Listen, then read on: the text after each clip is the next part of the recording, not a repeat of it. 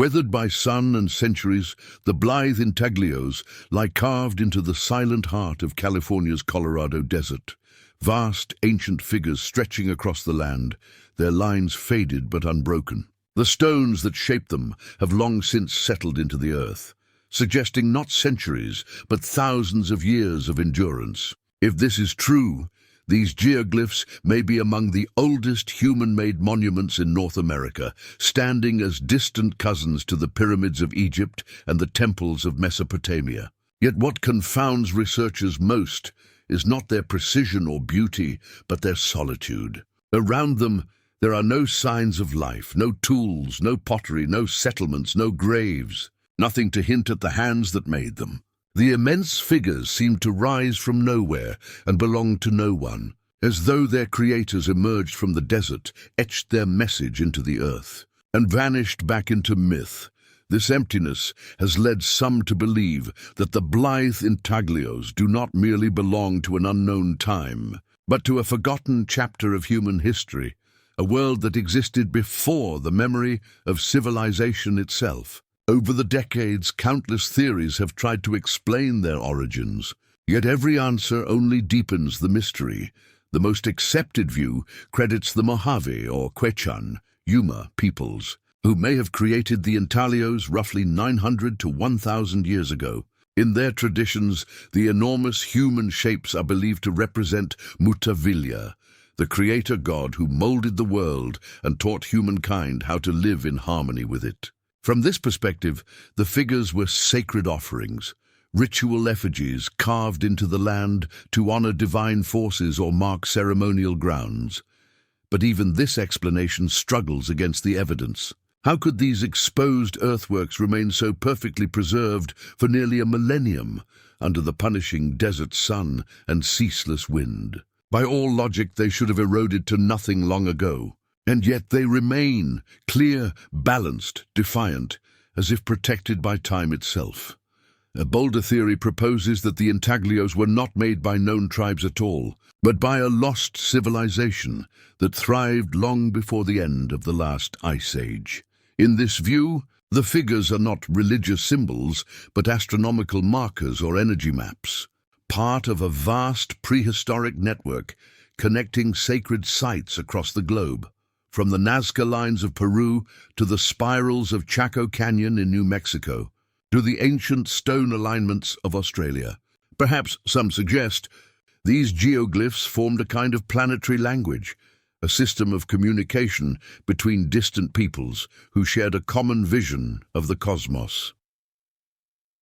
Then there is the most speculative and captivating idea, that the blithe intaglios were designed as messages to the sky. From ground level, their shapes are nearly invisible. Only from above can their full forms be understood. Could it be that their makers believed that divine beings or visitors from the heavens would one day gaze upon them? Perhaps these immense figures were prayers written in the language of the earth, a desperate or devoted attempt to speak to the stars. Whatever their meaning, the desert itself has been their guardian. The Colorado desert's stillness, its arid air, scarce rainfall and unhurried winds, has created a natural sanctuary where even time seems reluctant to move. Geologists call this landscape a time trap, a place where erosion slows to a whisper, where the past lingers so long it almost merges with the present. And in that suspended silence, the intaglios endure.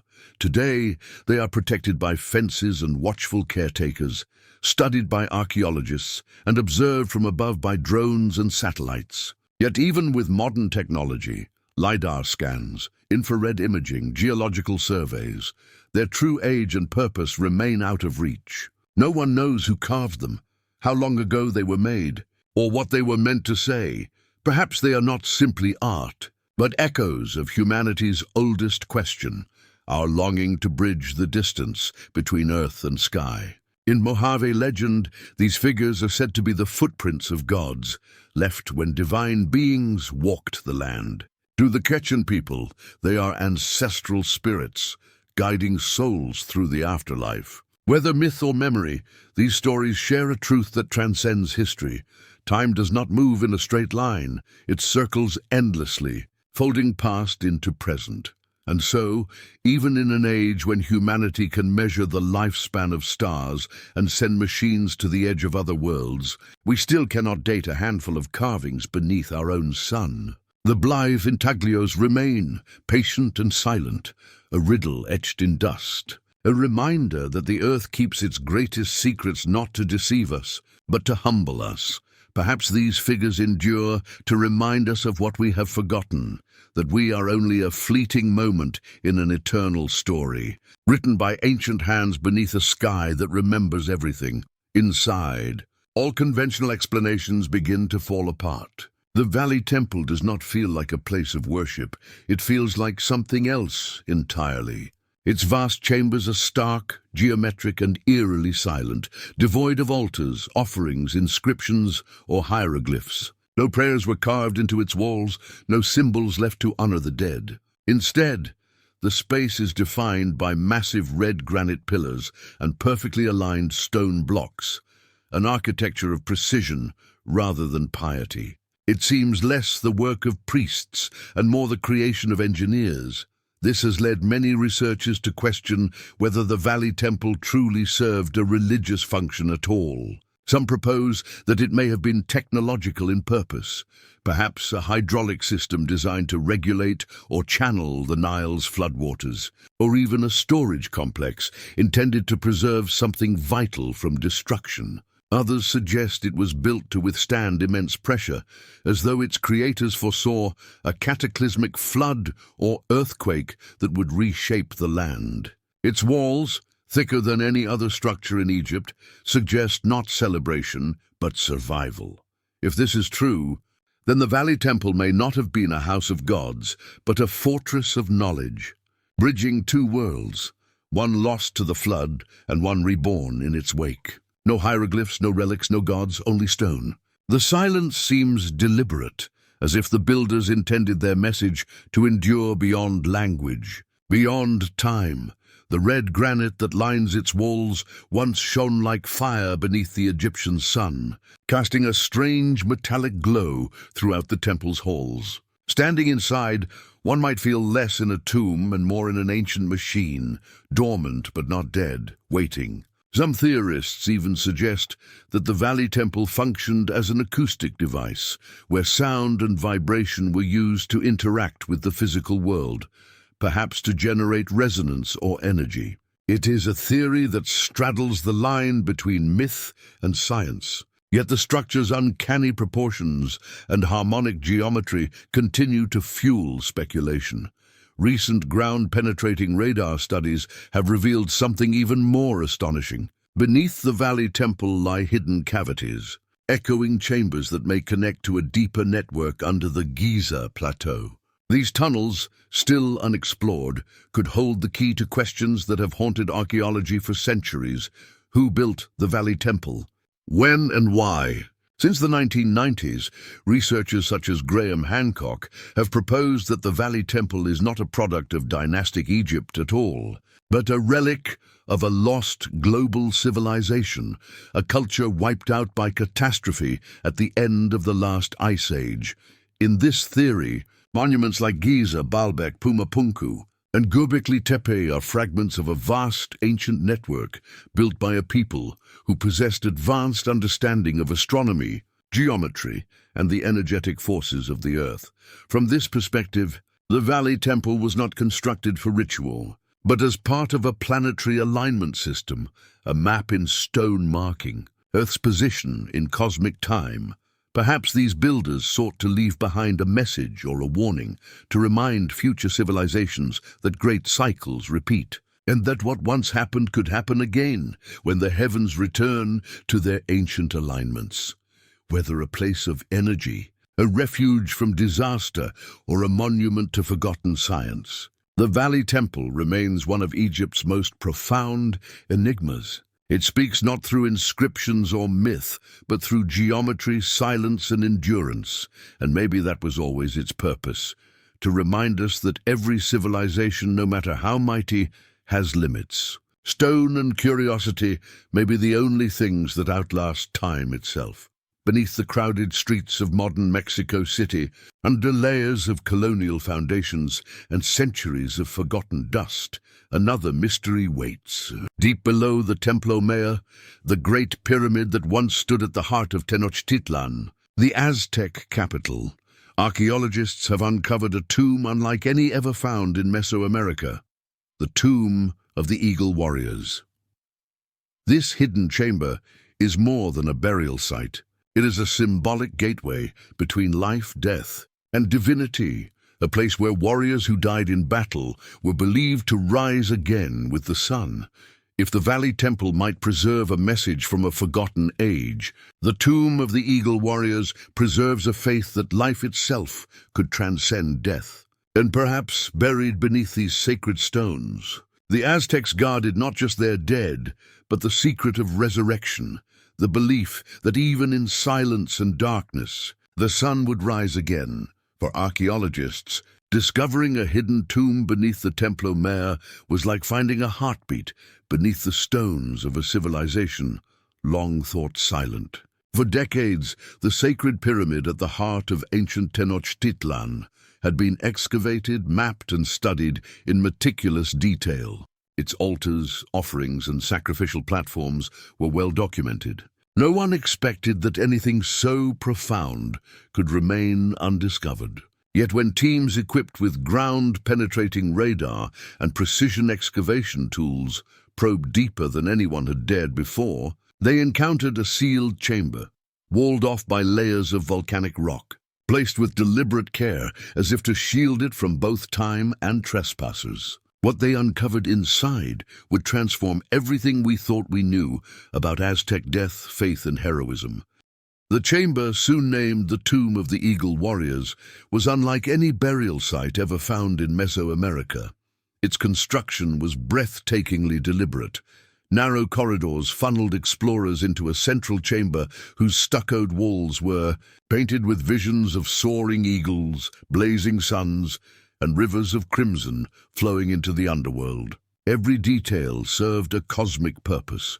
The tomb was aligned precisely to the east, so that at dawn on the equinox, the first rays of sunlight would pierce through the temple above and strike the chamber's heart, a design meant to ensure that the fallen warriors would rise again with the sun, reborn as divine companions of Huitzilopochtli, the god of war and solar fire. Inside lay the remains of several individuals, but they were not arranged in peaceful repose. Their bones told stories of struggle and ritual transformation.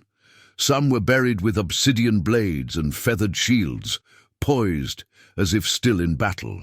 Others bore unmistakable signs of sacrifice, pierced skulls, opened rib cages, severed limbs, frozen in the moment between death and transcendence.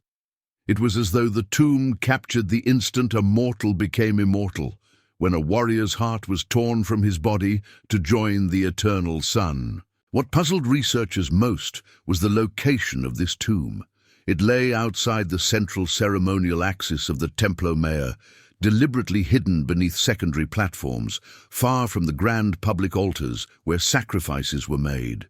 To reach it, archaeologists had to pass through layers of symbolic protection, piled stones, volcanic glass, hardened clay, each placed with intention, as if to seal not just the tomb, but the power within it. Why would such a sacred resting place be concealed rather than celebrated?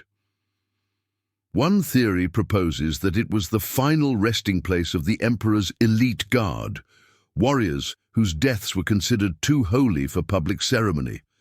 Another suggests it was an initiation chamber, a site where chosen warriors enacted their own symbolic deaths to achieve rebirth as celestial beings. A third, more esoteric idea focuses on the tomb's precise celestial alignment. During the equinox, sunlight filters through a narrow slit in the temple above and illuminates a carved obsidian disc found within the chamber, a depiction of an eagle devouring the heart of a serpent. This image mirrors the Aztec creation myth, the divine vision that led their ancestors to found Tenochtitlan itself. Could the tomb have been built as a cosmic microcosm, a miniature recreation of the Aztec universe's birth? The dual nature of the Templo Mayor deepens this possibility. The pyramid's summit once held two shrines, one to Tlaloc, god of rain and fertility, and one to Huitzilopochtli, god of war and the sun. Together, they symbolize the eternal balance of creation and destruction. If the temple above embodied the visible world, the hidden tomb below may have represented its spiritual foundation, the unseen core sustaining heaven and earth.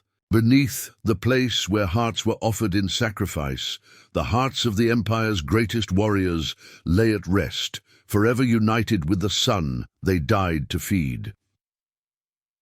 At the entrance to the chamber, archaeologists found small ceramic figurines, shells and obsidian knives, ritual objects used to seal sacred spaces.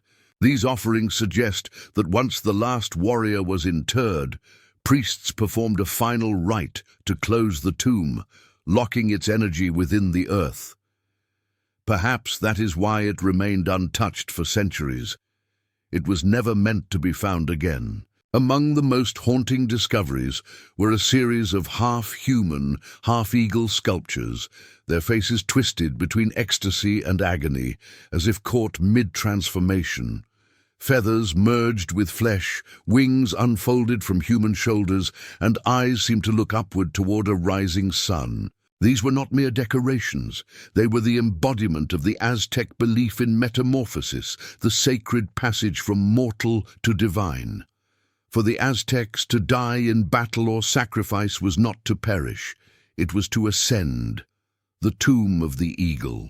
Warriors was not a crypt of the dead, but a gateway of rebirth, where warriors became the very stars that guided the sun. Beneath the bustling modern city of Mexico, in the stillness of that ancient chamber, their story endures, a reminder that even in death, the Aztec spirit still soars on wings of fire, not an ending, but the beginning of a sacred flight. Everything within the tomb of the eagle warriors seems to echo that belief. Even its stone architecture carries hidden meaning. Along the walls, faint carvings of stars and celestial signs appear, tiny constellations etched into volcanic rock, perhaps mirroring the heavens as they looked during the height of the Aztec Empire. Elsewhere, intricate geometric patterns align with the solar calendar, suggesting that the tomb was more than a burial site. It was also an astronomical observatory, one that functioned not from the sky, but from beneath the earth. The symbolism is profound. While the Templo Mayor above stretched toward the heavens, this secret chamber below reached into the underworld, completing the Aztec cosmic trinity, sky, earth, and Mictlan, the realm of the dead. Fire, too, played a vital role. Traces of charred bones and scorched offerings reveal that ritual flames once burned inside the chamber. In Aztec cosmology, fire was the divine bridge between worlds, the element of transformation. To burn an offering was to release its essence to the gods. The flames that once danced within these walls may have been seen as the breath of the sun itself, carrying the souls of fallen warriors upward into the eternal dawn. Yet the tomb's mysteries extend beyond the spiritual. There is the question of its engineering, how the Aztecs built such an intricate and resilient structure directly beneath their holiest temple without weakening it. The construction reveals extraordinary skill, interlocking layers of volcanic stone, perfectly arranged to withstand both weight and earthquakes. Modern engineers studying the site have called it a masterpiece of subterranean design, rivaling the precision of the Incas' mountain fortresses in the Andes. And still, one question lingers: who ordered it built? No inscriptions name a ruler or high priest. Clues in the artwork suggest it may date to the reign of Moctezuma I, whose era marked the height of Aztec conquest and expansion. Others point to Ahuitzotl, known for his grand religious reforms and obsession with celestial symbolism. Without Written records, the tomb's true patron, whether emperor, priest, or an unknown brotherhood of warriors, remains a secret sealed beneath stone. What scholars do agree upon is its purpose. It was meant to be hidden, protected, and eternal. The Aztecs may have believed that disturbing it could unbalance the world, that within those walls lay not only the bones of heroes, but the spiritual mechanism that kept the sun itself alive. In that sense, the tomb of the Eagle warriors was not merely a memorial. It was a cosmic engine, a buried heart feeding divine energy to the empire above. Beneath the ruins of the Templo Mayor, under the pulse of modern Mexico City, this hidden tomb still lies sealed in darkness. Within it rest the warriors who gave their hearts to the sun, guardians of a vanished empire whose spirit still burns below the earth, waiting for the dawn of its next awakening. And far across the sea, another world lies sleeping beneath the waves. Just off the southern coast of Greece, under the shimmering turquoise waters of the Laconia Gulf, rests a ghost city older than myth itself. The seafloor there is traced with perfect streets, stone walls, and the foundations of homes where people once lived, traded, and dreamed, now silent and submerged. This is Pavlopetri, a city swallowed by the sea more than 5,000 years ago. Long before Atlantis was ever imagined, this real place thrived and vanished. Today it sleeps beneath the tides, half buried in sand and salt, daring us to uncover what truly happened when the sea claimed it forever. When divers first discovered Pavlopetri in 1967, they could hardly believe what they saw. Just a few meters below the surface stretched an entire city.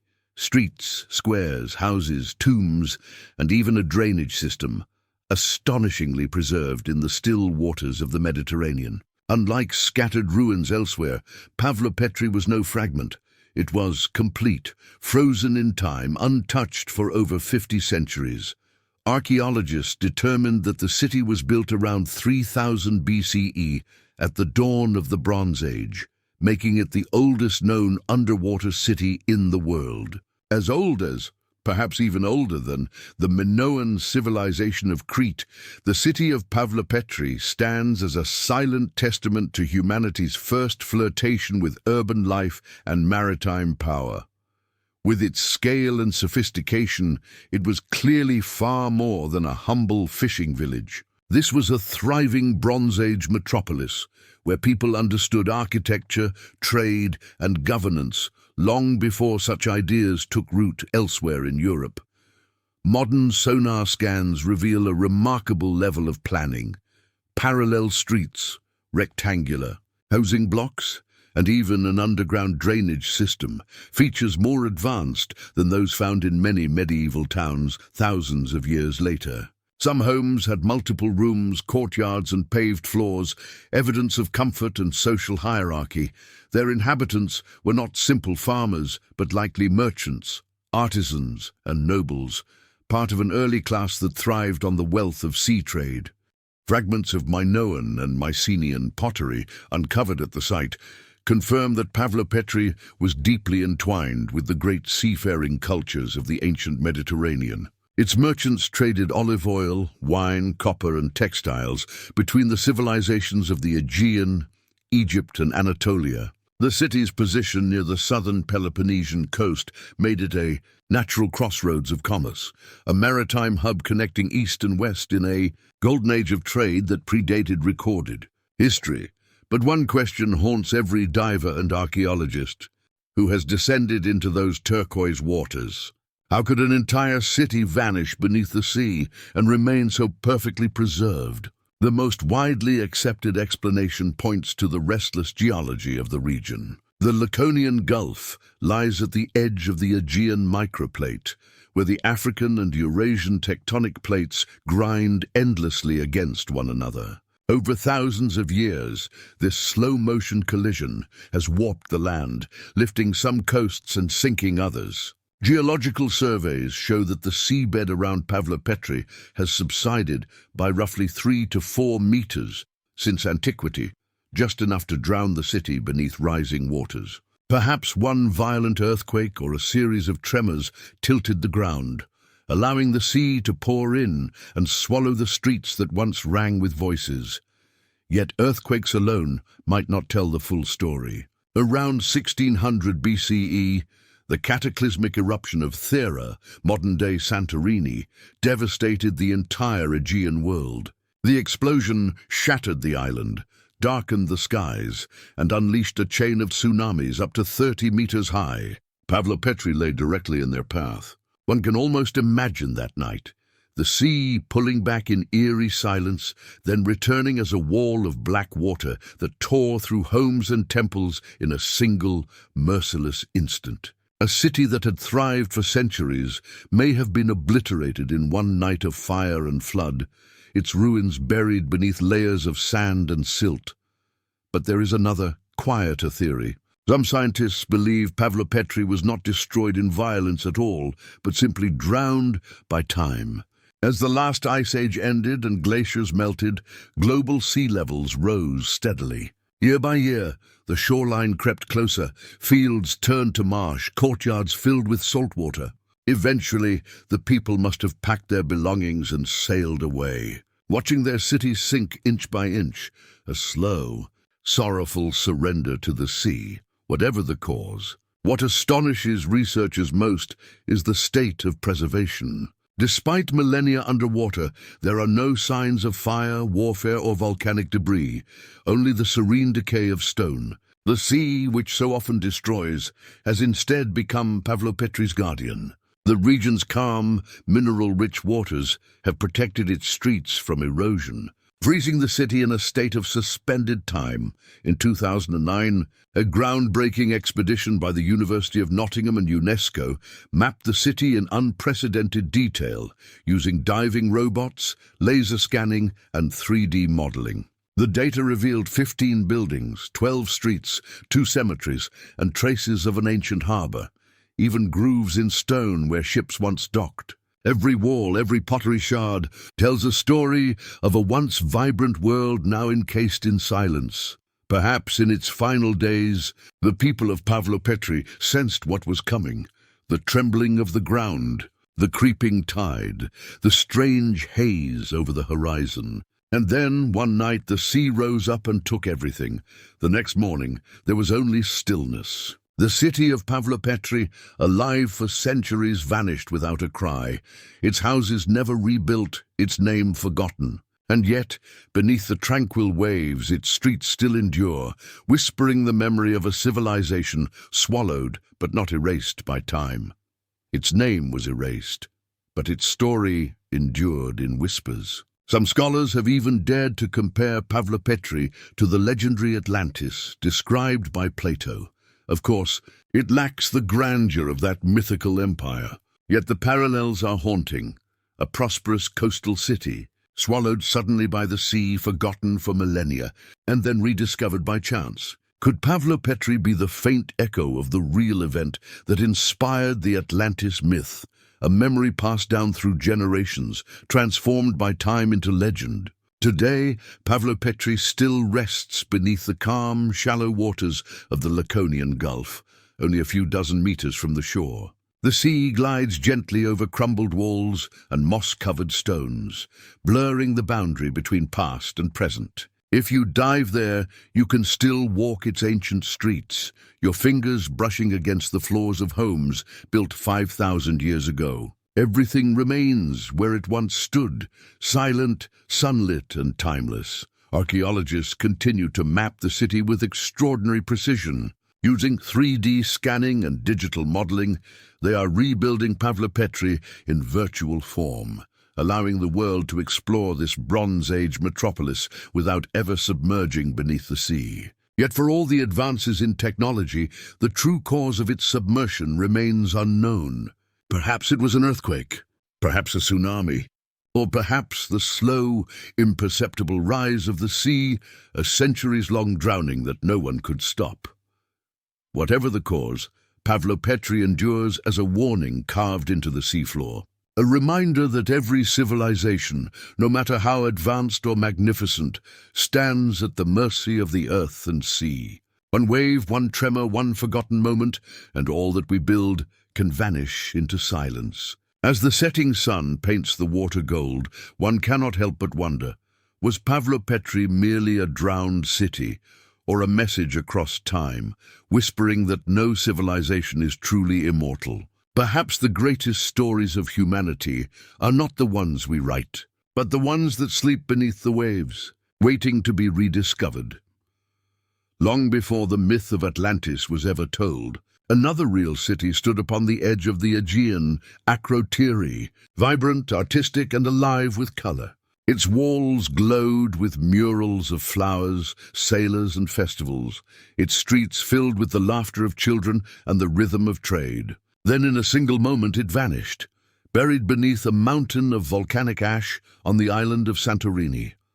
For more than 3,600 years, Akrotiri slept in silence, perfectly preserved beneath the hardened ash. When archaeologists finally uncovered it in the 20th century, they found not ruins, but a city frozen in time, multi-story buildings, bright frescoes, and pottery untouched by decay. They called it the Pompeii of the Aegean. Yet Akrotiri is older, more mysterious, and far more haunting. Because unlike Pompeii, there were no bodies, no treasures, no signs of panic, only an almost sacred stillness, as though the inhabitants had calmly walked away before the world collapsed.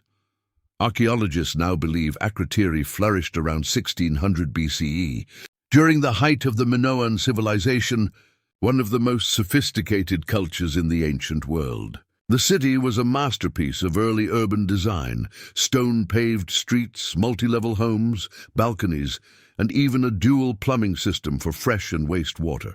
Such engineering would not appear again in Europe for thousands of years. Its frescoes tell of a people who lived in harmony with beauty and the sea. Women carrying lilies, children boxing, ships gliding across blue waves, and birds soaring over crimson cliffs, images of a world full of grace and vitality. There were no fortresses, no weapons, no signs of conquest. Akrotiri seemed to represent a civilization of peace and refinement, bound to the rhythms of nature and the sea. Then, without warning, the volcano of Thera erupted. It was one of the most violent explosions in Earth's history, hundreds of times more powerful than Krakatoa. Fire and ash consumed the sky. The sun vanished behind a wall of smoke. The island itself tore apart, its center collapsing into the sea and unleashing monstrous tsunamis that swept across the Aegean, striking Crete, Cyprus, and the coasts of Anatolia. In that chaos, Akrotiri disappeared. When it was finally rediscovered more than 3 millennia later, its silence was absolute. Beneath 40 meters of ash, archaeologists uncovered frescoed walls, still brilliant with color. Ceramic jars still upright, even furniture in place, as though the inhabitants had left moments before disaster struck. But the mystery lingers. Where did they go? Did the people of Akrotiri escape in time, sailing away to new lands before the eruption? Or did something stranger happen, something we have yet to understand? Whatever the truth, Akrotiri remains a ghost of perfection, a vision of a world preserved at the very edge of annihilation.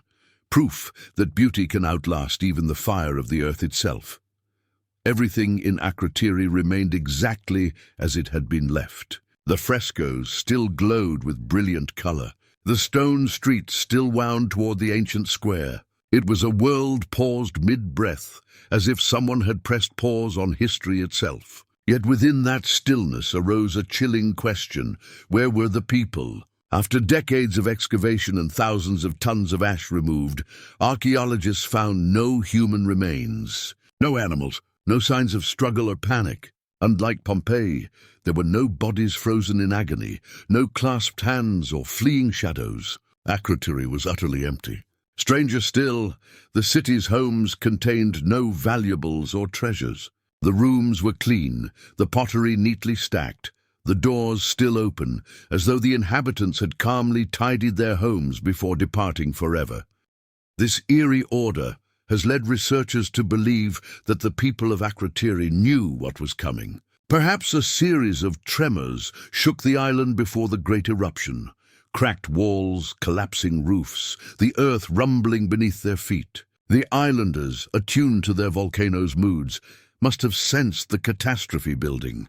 They gathered their belongings, boarded their ships, and fled the island. But where did they go? No written records, no successor settlements, and no trace of their migration have ever been found. The people of Akrotiri simply vanished from history, leaving behind a city intact yet lifeless, a ghost without its soul. This disappearance has inspired some of archaeology's most haunting theories. Many scholars suggest that the people escaped to Crete, the heart of the Minoan world, just before the final eruption. Trade between the two islands was strong, and an evacuation was possible. Yet fate was cruel. The same eruption that buried Akrotiri also unleashed tsunamis up to 15 meters high, devastating Minoan ports and perhaps bringing about the civilization's collapse. Others look farther south, toward Egypt. Akrotiri's murals depict monkeys, papyrus, and exotic plants that never grew in the Aegean, suggesting deep connections with Africa. Some researchers imagine its refugees sailing across the Mediterranean, finding sanctuary along the Nile, where their culture quietly merged with others, their memory preserved only in fragments of art and myth. And then there is the boldest theory of all, that Akrotiri was Atlantis itself. Plato's tale of a brilliant island civilization destroyed in a single day and night mirrors Santorini's circular caldera and its cataclysmic end. A flourishing society, advanced beyond its age, suddenly lost beneath the sea. The parallels are uncanny. While proof remains elusive, the resemblance keeps the legend alive. Thus, Akrotiri stands suspended between history and myth, a bridge between what we know and what we can only imagine. Its people are gone, but their story still whispers through the ash. Perhaps the most haunting aspect of Akrotiri is not what archaeologists found, but what they didn't: the human presence itself. It is not death that chills the soul here, but perfection, a city still warm with life yet utterly devoid of it. Each wall, each room seems to echo faintly with laughter, footsteps, and children's voices, now buried under a silence as heavy as stone. When the archaeologists' lights sweep across those ancient frescoes, reds, blues, and golds, as vivid as the day they were painted, one feels as though looking through a window in time, into a moment that never ended. The people escaped, but their world remains, preserved in dust and fire. Akrotiri is more than a ruin. It is a warning written by the earth itself, a reminder that even the most radiant civilization can vanish in an instant. Today, its empty houses and unbroken murals whisper of a people who left and never returned. No bodies, no cries, only silence. And somewhere within the archives of Istanbul's Topkapi Palace, a different mystery sleeps, a torn piece of parchment that may hold echoes of the same vanished world. Drawn in 1513 by an Ottoman admiral named Piri Reis, only 1/3 of his map survives. Yet that single fragment has ignited one of the greatest cartographic enigmas in human history. For more than 5 centuries, scholars, explorers, and skeptics have debated what it truly reveals. Was the Piri Reis map simply the work of a gifted Renaissance navigator, or something far older? A surviving fragment of a knowledge that predates civilization itself? When modern scientists examined the surviving section of the map in the 20th century, their astonishment was immediate. The coastlines of South America and West Africa were rendered with a precision far beyond the navigational abilities of the early 1500s. Even more shocking was a landmass drawn at the bottom of the map, and the unmistakable outline that appeared to match Antarctica, but not as we know it today. The continent was shown without its ice cap, its rocky coastline clearly delineated, a shape visible only through modern satellite and radar imaging capable of penetrating miles of ice. How could a 16th century admiral have known the true form of a continent buried under ice for thousands of years? If Piri Reis truly copied from an older map, who created the original? Was it the work of some forgotten civilization, or merely an extraordinary coincidence? Piri Reis himself left a cryptic clue. In neat Ottoman script along the map's margins, he wrote, "I have compiled it from about 20 charts and 8 mappae mundi drawn in the days of Alexander, and from Portuguese maps of India and China, and also from a map of Columbus." He never claimed the discoveries as his own. Instead, he assembled fragments from older sources, some already ancient even in his time. Those words transformed the Piri Reis map from a curiosity into a window into deep antiquity. Historians studying the geometry of the chart soon noticed something extraordinary. Despite being drawn from multiple sources, the coastlines followed a consistent global projection, suggesting they were all copied from a single, mathematically precise world map. But such projection methods, requiring spherical trigonometry and accurate longitude, were not developed until the 18th century.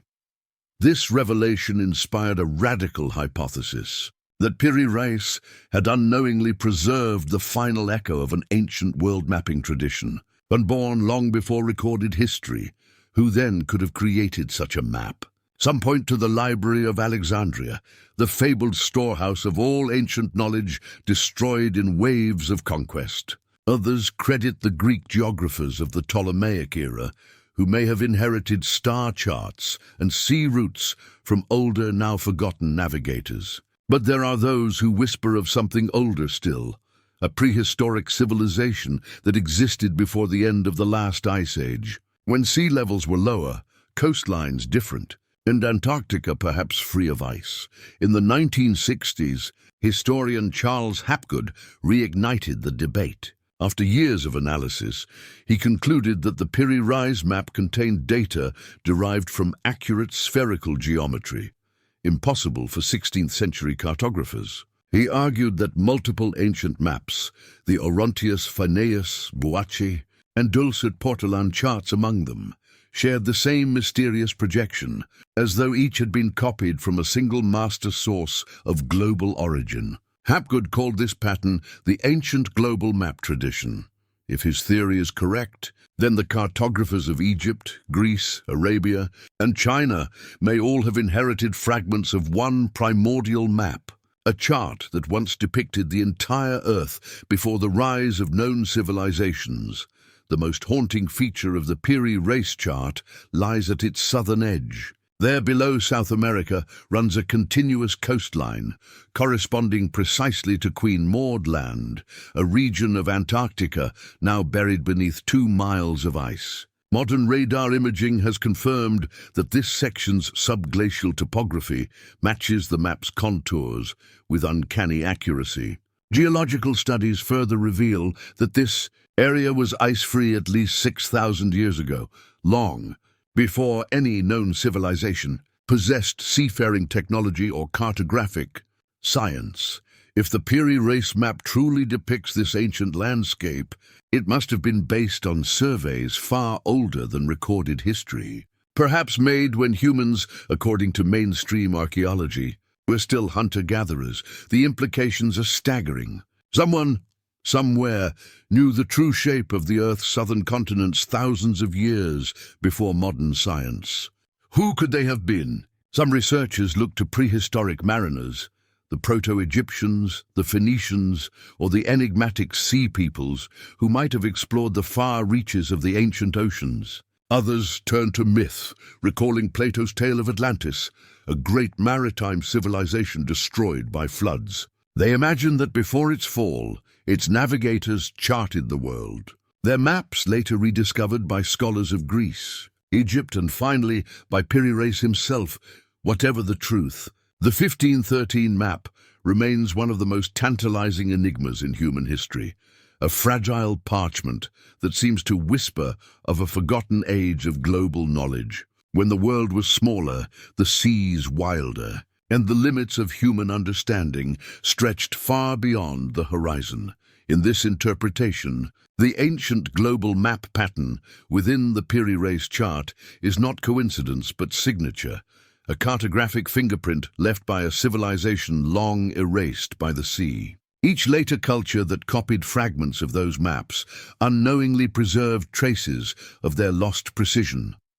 Accurate latitudes, curvature corrections, and proportional scaling between continents that no medieval mariner could have achieved alone.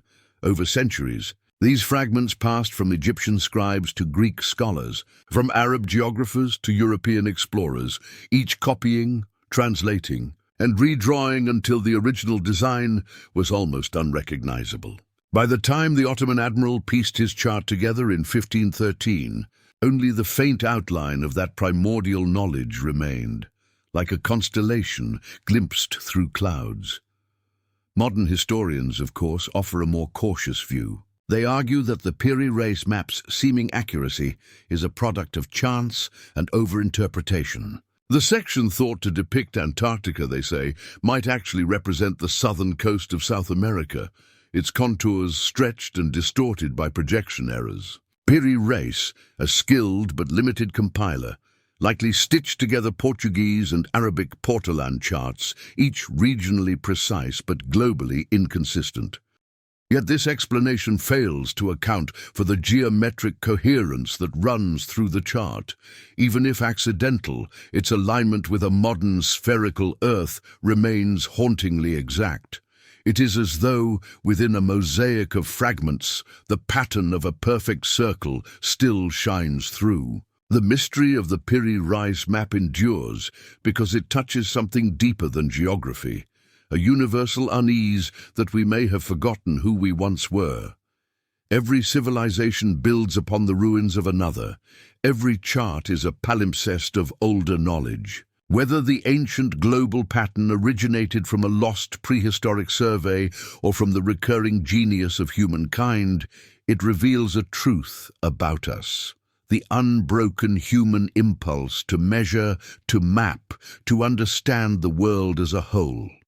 Perhaps that is the real secret hidden in the faded ink, not proof of Atlantis or an impossible technology, but proof that the dream of global knowledge predates history itself. The ancient maps may have crumbled, but their pattern endures in every globe, every satellite image, every explorer who still looks beyond the horizon and wonders.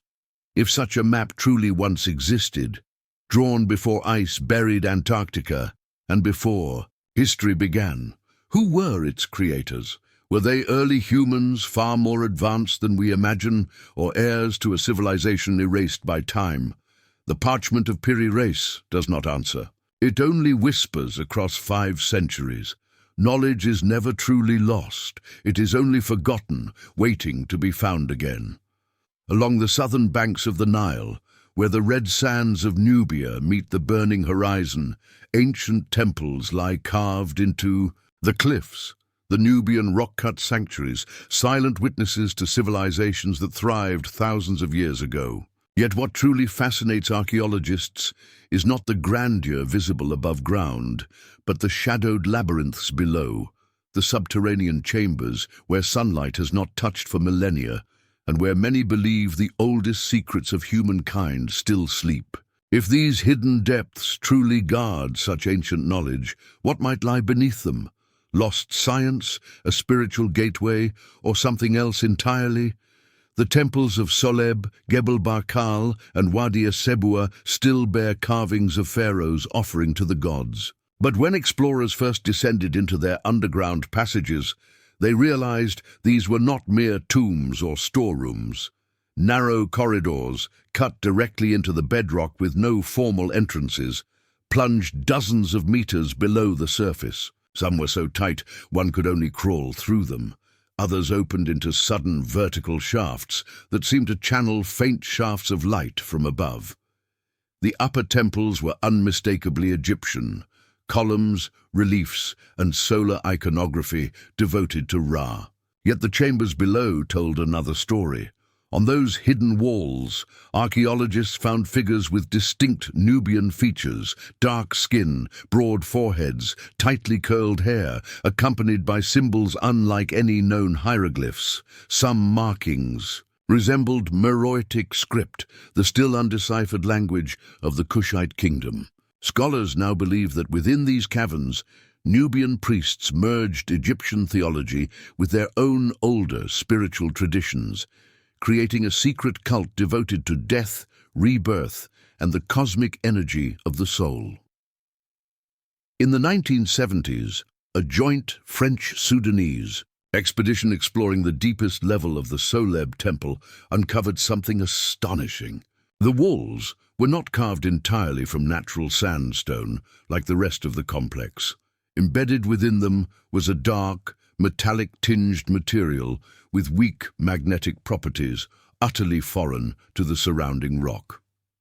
Spectral analysis revealed a compound of hematite, magnetite and manganese, minerals not found locally in that part of Nubia. How and why the ancient builders brought them here remains a mystery, but their purpose, some suggest, may not have been purely decorative. The underground chambers may once have functioned as resonant structures, places where sound, light and magnetic energy intertwined, temples not only for worship but for transformation. Whatever their purpose, these subterranean sanctuaries stand as a testament to the ingenuity and mystery of the ancient world. Stone messages from a forgotten past, still waiting in the dark to be understood. Within hundreds of kilometers of the site, no natural deposits of these magnetic stones exist. Their discovery beneath Soleb left scientists puzzled. Why had the ancient Nubians chosen such an exotic material? Where did they find it? And more importantly, why had they carried it so far into the desert? Geologists determined that the minerals could only have come from the distant borderlands near Chad or the western Egyptian desert, more than 500 kilometers away. In an age without wheels or beasts of burden, transporting such heavy stones across endless dunes and scorching winds should have been impossible. Yet there they were, massive blocks, perfectly fitted, polished, and aligned deep within chambers that had never seen natural light. Their placement was too deliberate to be coincidence. Whatever purpose these stones served, the builders clearly possessed a mastery of logistics and engineering, far beyond what history credits them with. A daring hypothesis soon emerged. The stones were not chosen for structure or decoration, but for their energetic and spiritual properties. In ancient symbolism, hematite, the blood-red iron ore, represented the vital essence of the earth, a living bond between the human spirit and the planet's heart. Manganese, used in ritual pigments, was linked to the underworld, a realm of purification and rebirth. When these two materials were combined, they were believed to form a kind of spiritual vessel, a shield protecting the soul while amplifying divine power within sacred space. For this reason, Egyptologists now suggest that the deepest chambers of Soleb and Gebel Barkal may have served as sites of royal apotheosis, rituals where the pharaoh symbolically shed his mortal form to unite with the gods. These spaces were not tombs. They were transformation chambers, thresholds between man and divinity. Modern acoustic studies revealed something even stranger. The mineral walls reflected sound in uncanny ways. A whisper uttered in one corner could echo with perfect clarity at the chamber's center. The placement of each block appeared tuned to create resonance, amplifying low chants into rolling waves of vibration. During rituals lit only by flickering torches, the effect must have been mesmerizing, as if the stones themselves spoke with the voices of the gods. Some wall fragments bore traces of extreme heat between 800 and 1000 degrees Celsius, yet the surrounding rock showed no signs of fire. Researchers theorized that the builders may have heated and quenched the stone deliberately, fusing it into a glass-like finish. Others believe the burns were remnants of ancient ceremonies invoking solar energy, fire representing the divine essence sealed within the earth. Even more mysterious is the absence of any written record. No known text mentions these underground temples. Only one inscription was ever found, on the wall of the Soleb complex. It reads, "Those who descend must leave their names in the dark." Scholars interpret this as part of an initiation rite, a symbolic burial of the self. To enter these chambers was to surrender identity and pass beyond mortality. The hematite walls, in this sense, were not mere architecture.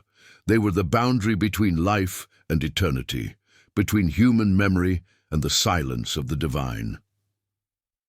Recent ground-penetrating radar and seismic surveys have detected deep voids, over 30 meters below the surface, beneath sites such as Amara West. Yet exploration was halted when these areas were flooded by the creation of Lake Nasser during the Aswan Dam project.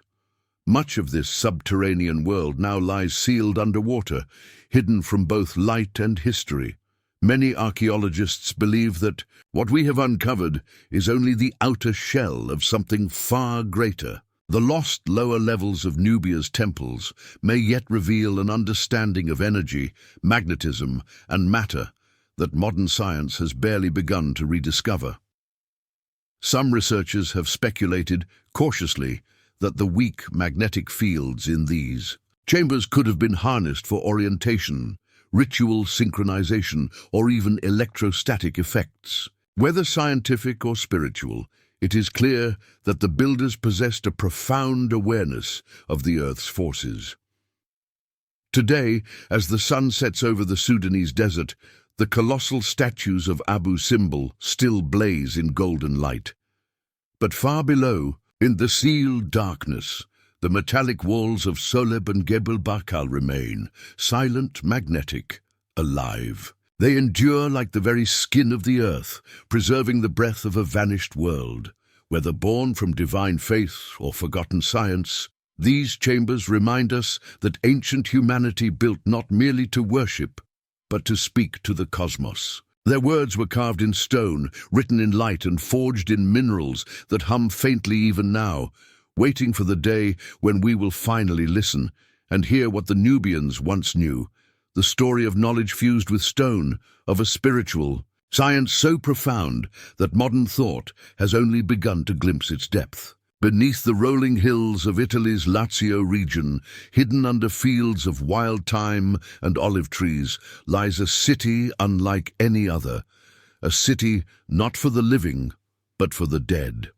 The necropolis of Cerveteri, known in antiquity as Caere, stands as one of Europe's most extraordinary archaeological wonders, a vast labyrinth of tombs carved directly into volcanic rock nearly 3 millennia ago. It's a place where the boundary between life and death blurs, where architecture becomes ritual, and where every wall and passage seems to whisper of a civilization older than Rome itself, the mysterious Etruscans. To walk through Cerveteri is to walk through time. The city of the dead mirrors that of the living, complete with streets, intersections, and neighborhoods. The tombs, called tumuli, rise like ancient houses, arranged in orderly rows, as if the departed still lived below the earth in their eternal dwellings. What sets this necropolis apart is not merely its size or age, but the way it was made. The Etruscans did not build their tombs stone by stone. They carved them whole, sculpting directly into the soft volcanic tufa that forms the bedrock of the region. Each tomb, from humble single chambers to vast family monuments, was hollowed from a single block of earth. Ceilings arch gracefully, walls stand with geometric precision, and doorways align with uncanny balance. These were not random excavations, but deliberate symbolic constructions. Every pillar, beam, and chamber held meaning. The interiors mimic Etruscan homes, complete with carved beds, tables, rafters, and doors, all shaped from living rock. There are no bricks, no joints, no mortar, only the silent perfection of stone, transformed by human hands. Modern architects still marvel at the technical mastery behind these tombs. How did Bronze Age builders achieve such perfect symmetry and proportion with only bronze chisels and stone hammers? How did they measure straight lines and mirror angles in pitch darkness without written plans or tools of precision? The result suggests not only great skill, but a level of mathematical and aesthetic sophistication centuries ahead of its time. Among the hundreds of tombs in Cerveteri, none embodies Etruscan genius more completely than the Tomb of the Reliefs. Dating to the 4th century BCE, step inside and the world seems to awaken in stone.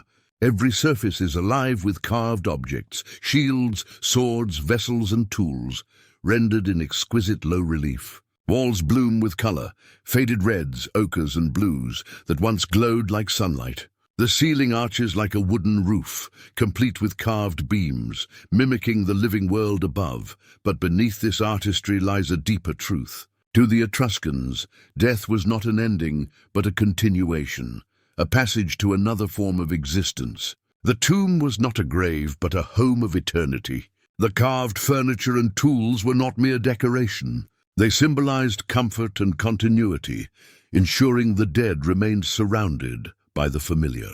Stone became memory, and memory became immortality. What astonishes scholars even more is the flawless craftsmanship. The tufa rock, though relatively soft, demands absolute control. One wrong strike could collapse an entire wall or shatter a curve painstakingly shaped by hand. Yet after 26 centuries, many tombs remain smooth and perfectly symmetrical. No reinforcing beams, no mortar, no restoration, just the enduring strength of precision and design. In their mastery of stone, the Etruscans achieved something beyond engineering. They achieved harmony with the earth itself. The rock was not an obstacle, but a collaborator, shaped with respect and intuition. This art of rock-cut architecture prefigured later wonders such as Petra in Jordan and the temples of Nubia. Yet the Etruscans accomplished it centuries earlier, and with a serenity that feels almost otherworldly. Even more mysterious are the acoustics of some tombs. Their domed ceilings carry sound in strange, resonant ways. A single whisper expands through the chamber. Footsteps echo as though the stone itself were breathing. Some believe these acoustic designs were intentional, part of funerary rituals meant to bridge the worlds of the living and the dead, where voices spoken by priests might seem to awaken the spirits within. Standing inside one of these ancient houses of eternity, you feel it immediately. The stillness, the weight of centuries, the sense that the air itself remembers. The Etruscans built not to defy death, but to transform it into permanence, a conversation between humanity and the earth, carved in stone so that it would never fade. Researchers now believe that the Etruscans understood something profound, the power of shape and sound in their funerary rites. Their tombs were not simple resting places, but theaters for the soul, where priests may have sung or chanted to guide spirits into the afterlife. The very architecture seems designed for resonance, rounded domes, curved walls, and narrow corridors that turn whispers into echoes. Within these chambers, the Etruscans created not silence, but sacred acoustics, a soundscape meant to bridge the living and the dead.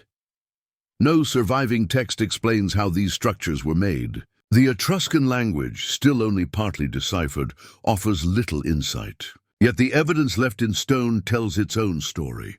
Around the necropolis, archaeologists have unearthed chisels, bronze picks and fragments of lamps, traces of manual labor carried out in darkness, thousands of hours of carving by firelight. Every mark bears witness to a devotion both spiritual and mathematical. Columns align in perfect rhythm. Chambers follow consistent geometric ratios. It is as though invisible principles, an oral geometry passed from master to apprentice, guided the hands that shaped the rock. Some scholars propose that the Etruscans relied on an oral engineering tradition, a body of practical knowledge never written down, but transmitted through generations of builders. Others suspect they possessed rudimentary surveying tools, perhaps simple instruments for measuring distance and angle that have since been lost. However they achieved it, their work represents a fusion of art, science, and faith, a kind of architectural alchemy in which belief was expressed through proportion and stone. The medium itself, volcanic tufa, was their silent collaborator. Soft enough to carve, yet strong enough to last for millennia, It gave the necropolis its unique texture. Over centuries, moss and lichen have crept across the surfaces, transforming grey rock into living green. In the half-light of dawn, the tombs seem to breathe. Doorways gape like mouths. Corridors wind into the dark like veins. The result is a haunting equilibrium, architecture merging with nature, life entwined with death. Visitors today can still step into these chambers, bending through narrow entrances into rooms where families were laid to rest generations apart. The silence is immense. On the walls, the tool marks remain visible, fine grooves etched by hands that ceased their labor more than 2,000 years ago.